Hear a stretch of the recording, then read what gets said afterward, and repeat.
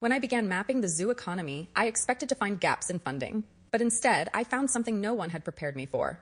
AZA-accredited zoos generate an economic impact that rivals the NFL. Not small, not struggling, a quiet giant in the American landscape. So the question wasn't, why don't zoos have the money?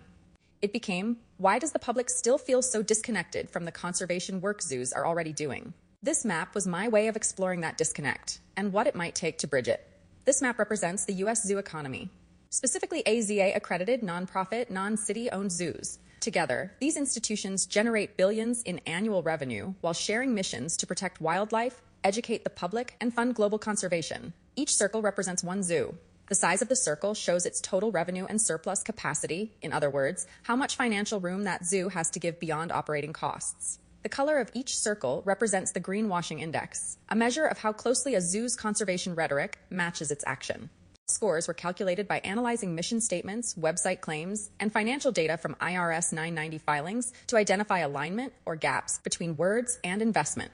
Inside each circle, the dark green center shows what percentage of annual revenue actually goes to conservation programs, field projects, or species-specific funding.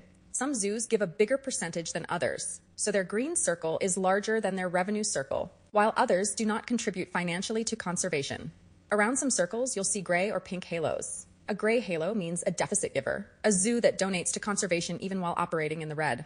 A pink halo indicates offshore giving, support for international projects that fall outside direct operational oversight. All data was drawn from publicly available IRS 990 forms, averaged across 3 fiscal years, 2019, 2021, and 2023, to reduce anomalies caused by pandemic-era fluctuations. Together, these layers create a snapshot, not of judgment, but of opportunity.